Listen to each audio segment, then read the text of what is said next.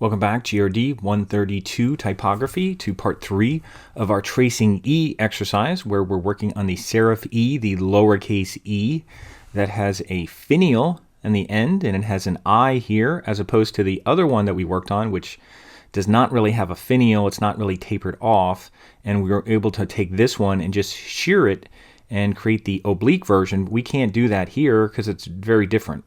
So we're going to do this. It's kind of like that. It's a little more rounded. I'd rather just start it over than manipulate this one. We could manipulate this one, but there is a thin thickness to it. It'd be better off recreating the inside of that to get these curves correct. So again, we'll start with straight lines. We could even kind of like move around and put straight lines where they're curves. I'll zoom in really close so we could look at this really nice. I'll do Command plus. Okay, here I am. And I want to get on my pen tool and make sure that I'm not using a fill. Here's pen tool. It's showing a fill, so I'm going to delete the fill and add a border. Make sure you're working that it's not filling as you're drawing.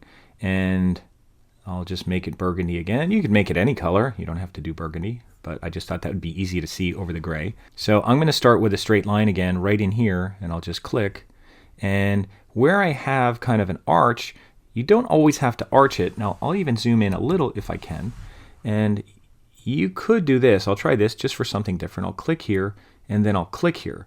And then maybe we could just pull it out and make a little arc there later. So I'll just click and make a straight line. Now, up here, remember, just like the other one, I'm going to try to go halfway and then drag to the left and kind of make this arch happen over here. So let's see how that works. I'll go right about here, and I'll start dragging. And as far as I can, this is why I said you don't want to zoom in too much. And that looks pretty good. You don't want to be up like that because then the next arc will go up. So I want to make sure I kind of keep this as flat as I can so it starts going down on the other side. And then I can just kind of lay this. Now I'm not clicking here yet. I'm just going to lay this down as far as I can. Go as far as you can to get a nice curve here. Don't cut it off. So I'll go maybe about here. Go down just a little bit, so that most of the curve is there. We can always shorten the handle to just fix that top up there. So even being right almost where the other one isn't bad. So I'll just click there, and I'm kind of scrolling down a little bit. Now, you don't always have to go to halfway. If you want to go here and go halfway between here and here, because this is a long curve, you could go halfway between where this is, because this is a long drag of a handle over here. But if you go halfway, you could kind of split it. And maybe that's what I'll do. I'll go here, and now I'll drag in the direction of the curve. I'm not going sideways, I'm going like that, and that's not too bad.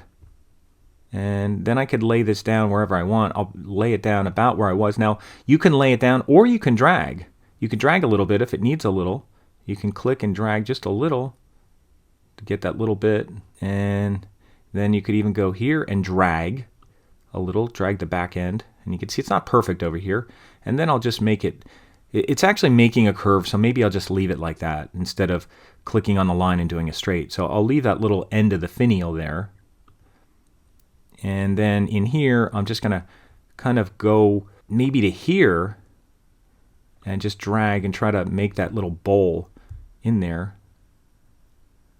And that's not too bad. And see if I could just lay that down. Now you can see when I lay that down, there's going to be a big arc there. So I'm going to click here, and then I'll just go here and I'll click. And you can see it's almost invisible as I'm dragging up, but the back handle, it's creating a back handle there, which is perfect. And that's pretty good. Now I'll worry about tweaking it after I do the inside. So we do have to tweak some things, but we could do that later. So let me just get the inside done. I'll just click, click. I'll make a little second click here so that we can make a curve if we need to. So I'll go here, make a straight line click. I'll go up here, I'll do the curve across. So it gets that arch up there. And then I'm gonna lay this down here, not quite on it, but right before it, and I'll click, and then I'll click again on the point where I started, right there. So I have a little bit if I need to work with to make a curve. So this isn't perfect, but we can make it perfect. Now, before I do anything, let's make it all together. Now, let's check out our paths here, because we have, I didn't name the last one that I did. So let me go back here and actually just click on my regular arrow and see what this is. Now that's my capital E serif. So let me name that so I know that's that one. And then I'll go on this path, Now this is the outer E and the other's the inner E. Now what I can do is I could highlight both of them. Before I name them, I'm going to highlight both of them. And you could drag through them as well to highlight them. But I have them both selected, the outer and the inner, and just go over here and do the subtract. Remember, subtract will punch out the I part that we created there. So I'm going to subtract, and it'll be one compound shape, and then you can double click on it and just put serif, small e, whatever you want to call it. I'm not very consistent with my naming here, but that's okay. Now, even though it's a compound path, you can still get in here with your sub-select tool and do any tweaking that you want. It'll still let you get in here. So if I want to go in here and shorten this handle a little bit, that's good. If I want to click on this part, click on that anchor point and maybe shorten that handle slightly, that looks pretty good. I'll move this back just a little bit. And down here, it looks like I need a little more arc down there. And I'll zoom way in. Don't be afraid to zoom into this stuff. Look at it closely. And click on things to see what's there too. There's no handle here, so to shorten this, we have to shorten this handle, but be careful because it might be affecting the other one. So if you go here and you start to shorten it, make sure it's not doing anything to the other part of the path. So I'm going to shorten that just a little, and that's pretty good. This thing dips in there a little. I could shorten this just slightly so it comes up. That's, I'd say, close enough. And I'll zoom up here. Now, I didn't make these rounded, but what you could do, if you hover right over here and you see that little thing, you should be able to just kind of pull that out and make it rounded. Oh, it's beautiful. And even in here, if you hover over there and pull it out. Now, that didn't come out. You know why? Because it's not selected. This is still another path. You still have to click on this so you see the anchor point. Make sure you click right on this so you see the anchor points. Now, if you see that little line there, and I'll even zoom in more and see if I could get it down there. This is kind of tough getting in there. I'm not there. I see the line, I think, and I'm just going to bend out slightly and just get a little roundness there. And if you don't do this, that's okay. Let's see if you could see that little line and bend out. Now, one thing I just want to point out is that this path, when you're on the border, it's kind of making the line outside of there, of where the actual path is. So if you ever need to change that, you can see it's on the, I think it has selected on the inside. Well, I guess, although that could be an issue, because we have a compound path, so it is on the inside. But either way, let me kind of pull that out a little bit. That looks okay. It looks good enough, I'd say, for what we're doing. And if you need to pull this up just a little, that's pretty damn good. So that looks good. That's a serif version.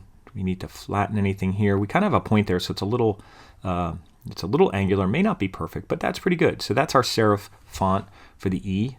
I'll zoom out a little bit. Now I'm just going to let it go. We could color them later, and I'll close this up. So that's my serif font. Now, one thing I didn't do last time, remember we made it compound, but I didn't do the squiggle. So let me do the squiggle here because that makes it all one. So let me make sure it's all selected with my pointer. Make sure the whole thing's selected with my pointer, and I'll do the squiggle. Maybe that was the issue, that it was still compound path that we were having with that line on the inside. But I'll deal with that later on the next one. It's not a big deal. So I'll continue with this so we don't have 4 videos. I'll continue with this. Hopefully I could do this quick, and whatever happens with this one down there. The italic is very curvy. There's no straight lines on an italic E, so this is very curvy. So I'm going to go here to my pen tool again, make sure I have a border and no fill, and I'll start right here, and I don't know which way I'll go. Maybe I'll go down in here and just kind of fill up that bowl. Now, I could go here and try to fill up the bowl, or I could go halfway. I think I'm going to go halfway and try to fill up that bottom of that stroke, and then go up here to the tip of the finial and maybe just click. I could straighten out that other handle down here later, so I think I'm just going to click, and I'm going to click, and then I'll go maybe over to here, kind of opposite that one, and pull and drag, and that doesn't look bad. And then maybe I'll go over here of this one, or I could just lay it down without finding the perfect spot. I could just lay it down where it looks good right here, and that's fine. And now I can't do that up here, but I have a very long kind of stroke here. Now, if it's not steep, you can go further. if it's steep, you don't want to go very far. So I could probably go up to about here, and that's not bad. It's kind of following up from there, or maybe up from here. And I'm just going to click and drag and just kind of drag it so the back handle follows the kind of the back of the E, and see if I could lay this down without having to click and drag again. I'll just lay it down there, and maybe I'll go over here kind of halfway over and see if I could kind of drag a handle out to get it in there. Now this is a little more challenging, and I can't really lay it down. Well, maybe I could just lay this down here, or I could get rid of the handle altogether and click there, and then just try to click here and then drag and then lay it down better. Actually, that's not too bad. That's pretty good. So that's not too bad, and just a little bit of fixing down there. So what I'll do is I'll kind of go here. I'll just make one point here. I'll go up here, maybe to here, and just kind of drag in that little teardrop shape where we have this different eye here. I'm not going to try to lay that in because I don't know, it's hard. I'd rather split the difference, so I'm going to go right. Let me zoom in. I'm going to go right on my point and get rid of the forward handle, and then I'm just going to go up here and kind of make an arc to be the top part, and then lay it down here, and then kind of click and drag down here to finish it off. Click and drag, and it finishes off a little bit, and that's not too bad. And then I'm going to go back to my sub select tool. I could tweak these now, or I could tweak them later. I guess I'll tweak them now. I'll go down here, I'll pull this out a little bit, I'll pull this down a little bit. Now I don't know if it's that sharp in the middle. This I could pull down a little bit, pull this out maybe slightly. You could tweak this all you want. See, it's not sharp here, so I would have to fix this a little bit. Could probably use a handle here. So if it needs a handle here, that means I'd probably go to mirrored. Will make it exactly the same. It does say asymmetric, but I'll put it on mirrored, which will do that, and then I'll make it disconnected, so then I actually have a handle there, but it's disconnected from the other one, so it doesn't affect the other one. So I'll try to do that, and I still have this handle to control it, so I don't have to do everything with this handle. I could kind of bring that down so they kind of are smooth. I don't want to have it too, pointy there, and then I could control it with this one a little bit. And if I click off, that's not too bad. It's a little bit of a point there. Maybe I could kind of pull this one out a little. Oh, I drug a guide out. I didn't mean to do that. I'll go back on here, and maybe I'll kind of pull this out a little and pull it down. I don't really have one here. I'll just do the best I can with that. So that looks pretty good. So again, I have my two paths. I didn't combine them yet. So let me zoom out just a little bit. I'll take my regular selection tool, or my pointer, and highlight through both of these so that the inner and outer path are selected. And I'll do subtract because I did the path here second, and that punches a hole. And then I'll also do the squiggle so it makes it one shape. I'll double click here and I'll call it italic E. I'll put serif, even though it's pretty easy to tell. And again, that's not perfect, but it's not too bad. We're zoomed in a lot too. I mean, you don't always look at an E that size, but that's not too bad. I could tweak it a little bit more, but I think I'm okay with that. Video's gone on long enough, and I could even highlight all of these letters. If I wanted to give them a different fill color, I could just give them a, different color because they're the italic ones. Maybe I'll make them blue, and I'll make it a little duller blue, and I'll highlight them again, and I'll take off the stroke because they still have that maroon stroke or burgundy stroke. I'll just hit the trash can, and that's it. I made my own letters. Sans serif, stem, 3 arms. I have an I. I have a finial on the E. This is kind of like a bowl with a counter. We kind of have a counter down here. We have an oblique version of the sans serif. Here we have an italic, which actually changes the font completely. It's not just skewed or sheared. It's actually all curves, whereas this has straight lines in it, so it makes a whole new font. And this has a lot of little subtleties in them with the brackets on the serifs. And remember, these things are the beaks. We have the beaks here that we talked about. We have the beaks on the arms.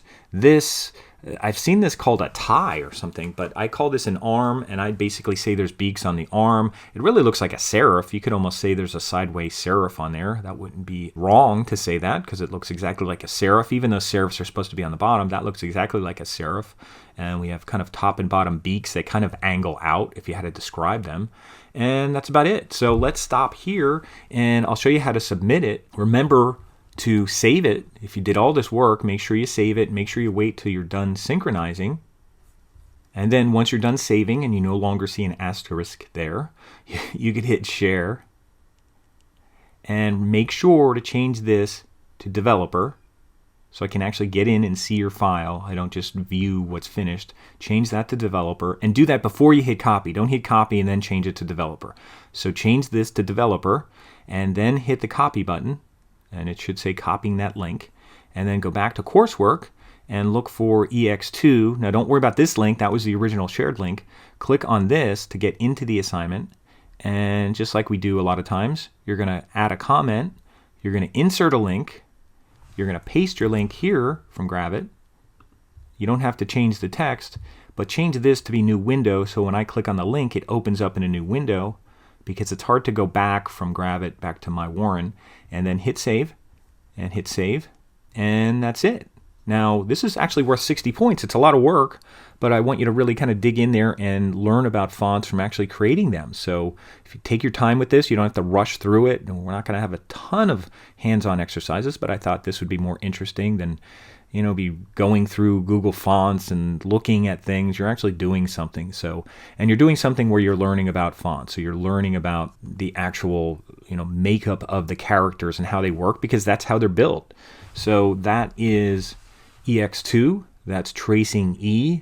Tracing our sans serif and serif fonts in Gravit using vector tools like the pen tool, and making compound paths because we have to sometimes, because there's little holes in the E, the I, and the I there, and the I there, and the I there, and the italic. They all have I's in them, so they have to be a compound path so that the fill is in the body of the letter and not on the inside, the negative space. So that's it.